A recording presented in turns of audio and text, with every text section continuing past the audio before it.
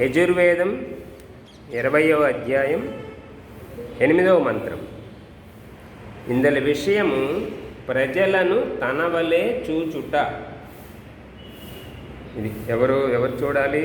పాలకులైనటువంటి రాజులు ప్రజలను తన వల్లే వారి బాధలు తన బాధల్లా గ్రహించి వాళ్ళని సుఖపెట్టడానికి ప్రయత్నం చేయాలి. ఇది ఇందులో విషయము. ఓం పృష్టిర్మే రాష్ట్రముదరమం సౌగ్రీవాశ్చ శ్రోణి ఊరు అరత్ని జానుని విశోమేంగాని సర్వతః. పదార్థము మే నాకు, రాష్ట్రం రాజ్యము, పృష్ఠి వీపు,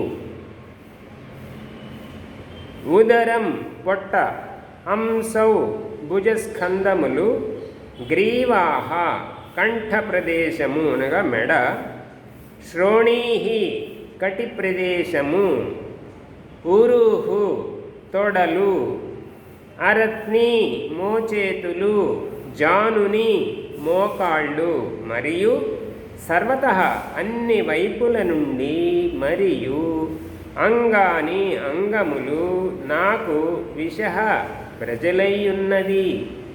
ఇది పదార్థం. ఈ మన దేహంలోని ఒక్కొక్క అంగాన్ని తీసుకుని వర్ణిస్తూ దేహం దారిద్ర్యంగా ఉండాలన్నా ఆరోగ్యంగా ఉండాలన్నా ఈ అవయవాలన్నింటినీ ఎలా జాగ్రత్తగా చూసుకోవాలో అలాగే దేశం సుభిక్షంగా ఉండాలంటే ఎలాగూ ప్రజలను కూడా అలాగే తన అంగముల వలె దృఢంగా ఆరోగ్యంగా ఉండేట్టు చూసుకోవాలనేది ఇందులో ఉన్నది. దీని యొక్క భావము ప్రజలను తన దేహాంగముల శరీర అవయవముల వలె తలంచునట్టి రాజే రాజ్యాధ్యక్షుడు ఎల్లప్పుడూ పెంపుందును వర్ధిల్లును. ఇది ఇందులో విషయం. రాజు యొక్క పాలన ప్రజల పట్ల ఎలా వ్యవహరించాలి అనేది ఈ మంత్రంలో పరమపిత పరమాత్మ అందజేశారు.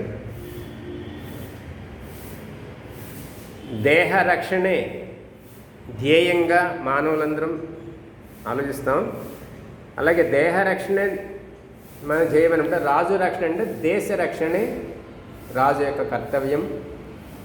రాజు తన దేహంలో అవయవాల్ని ఎలాగా బలవంతంగా పుష్టివంతంగా చేసుకొని కార్యక్రమాలు చేస్తారు, అలాగే ఆరోగ్యం కోసం ప్రతి అవయవాల్ని ఎలాగా ఆరోగ్యంగా ఉంచుకుంటారు, అదేవిధంగా ప్రజలందరినీ కూడా తన దేహం వలె ప్రజలందరినీ గ్రహించి ప్రజలందరినీ కూడా ఆరోగ్యవంతులుగా పుష్టివంతులుగా ఉండటానికి వారికి కావాల్సిన ఆహారాన్ని అందజేసి వారి యొక్క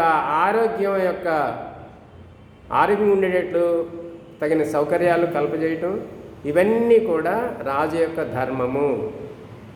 రాజు అంటే రాజ్యం అంటే కేవలం భూమి కాదు, మనుషులు.